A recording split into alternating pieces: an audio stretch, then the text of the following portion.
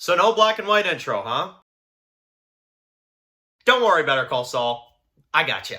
Hey guys, it's Dan, your host of your Dan's Reviews, and today I'm back for another video for Better Call Saul. This is going to be doing my review for the very first episode of the final season of Better Call Saul. This is for Season 6, Episode 1, Wines and Roses.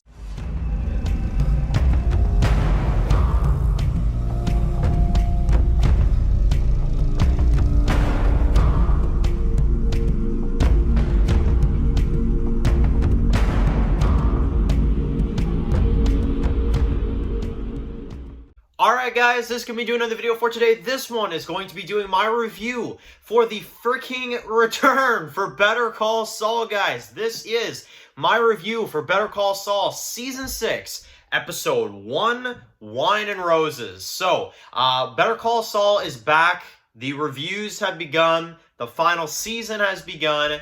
And I can't even believe we're here. It took 2 years, well, over 2 years, I think, since Season 5 came out. But around this time in 2020 is when Season 5 concluded. So that is absolutely insane. It took a very long time, and I'm happy it did because, honestly, it probably just means that they've cooked up an insane season for us. And if it's any indication of how the first 2 episodes have gone, yeah, I am very, very excited to see where this goes. So, Season 6, Episode 1. Let's discuss this. Obviously, before we get into it, I will let you guys know the review for Episode 2 is on its way. This one is just for Episode 1. So for anybody that hasn't seen Episode 2 yet, which I know some people haven't, don't worry because, we're not going to spoil that in this video. We'll talk about Episode 2 when we talk about Episode 2. So, we're just going to strictly focus on Episode 1. So, let's just get into it. We start off, and obviously my expectations always are very, very high when it comes to a black and white intro, to Better Call Saul, because we've seen it. Obviously, always flash forwards with, Jimmy, but that's not what he calls himself anymore. He's trying to get rid of the Saul name. And obviously, we always get these kind of cold opens type of thing with, Better Call Saul. This one's a little bit on the different side. I don't even really want to call this a black and white intro, but it still kind of is because it starts off black and white, but then it cuts to color through the ties, right? So when in the timeline this is, that part is hard to tell, but we see people moving stuff out of Jimmy's house, of Saul's house.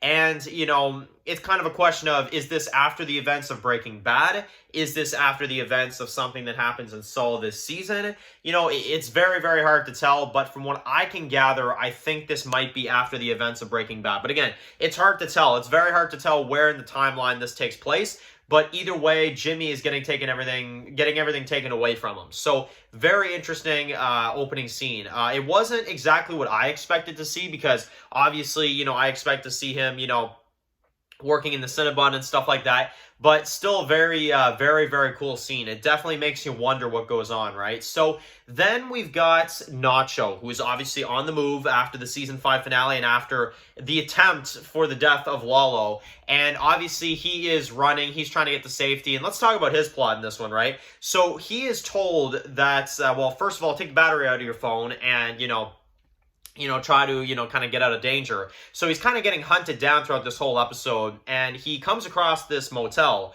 which he's allowed to stay in, and the whole time when I was watching this scene, I was like, is Lalo going to show up? Is Lalo going to show up? Because it's just like, it had that vibe, the directing in this episode is very interesting because, the way they zoom out and stuff, you got like someone like, in a car, like they zoom out on a car or something like that as he closes the door. It really makes you feel like somebody's watching him, and he's got some guns and basically he has to wait it out. And this is what he's told is that he's going to have to lay low for a few days inside this motel. And in a couple days, there's going to be a truck that shows up.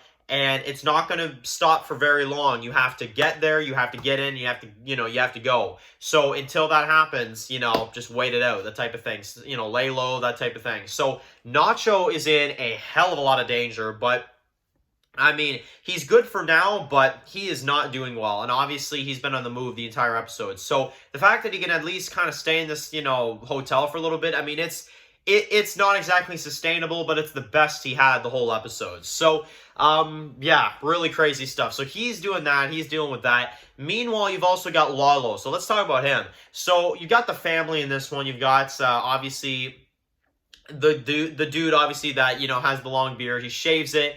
And we find out why he did this later on when we've got the introduction of the twins. Now, the twins come in and we see, basically all of this happen as you see like all the bodies and this and that. And, well, we found out that Lalo is really trying to make it seem like he's dead. He's really trying to make it seem like he's dead. That's why he wanted him to just, leave the mustache on purpose. So then everybody would assume him dead.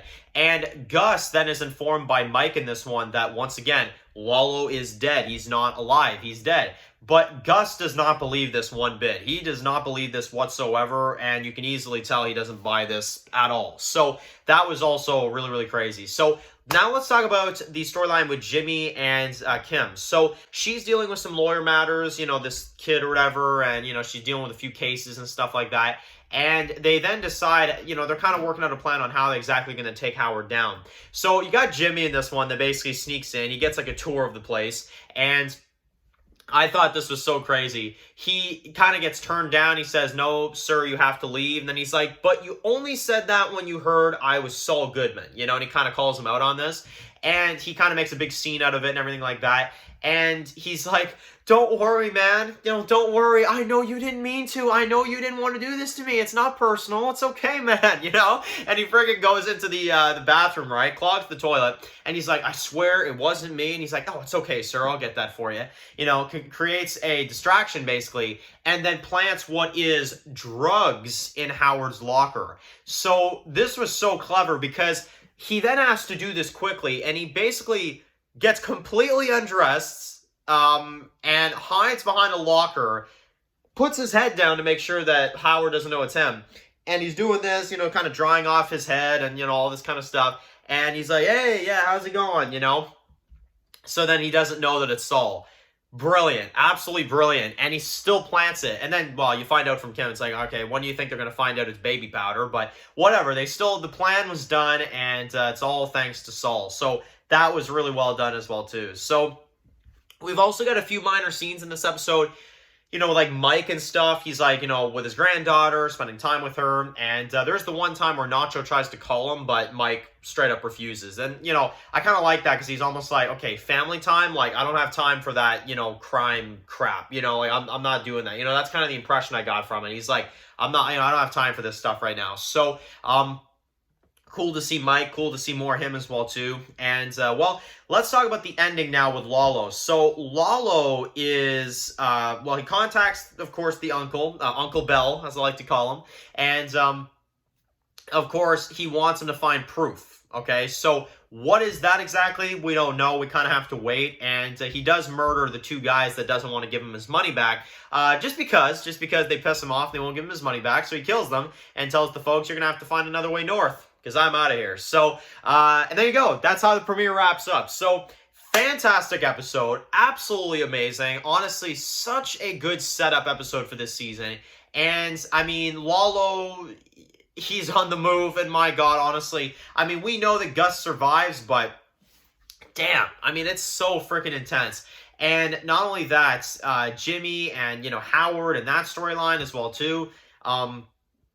Man, honestly, cannot wait to see what happens next. So, I'm going to drop a 10 out of 10 for this episode. It was fantastic. I don't even have any flaws with it. It is your, kind of build-up premiere type episode where also it kind of makes you think. It makes you wonder what's kind of going on. And I think this episode did basically everything right on basically every level. I mean, honestly, this was a perfect setup episode for what we needed for this season. So I'm dropping a 10 for this episode. This was a great episode. Let me know now in the comment section below what you guys thought about this episode. And I'll be back for the episode 2 review very soon. Thank you all so much for watching. And of course, I'll see you guys really soon for another video. So of course, guys, if you're new here, click subscribe button. Don't miss my videos for Better Call Saul. Follow the Walk New V subscribe, guys. And of course, I'll see you guys really soon for another video for Better Call Saul. Enjoy the rest of your day, guys, and peace out.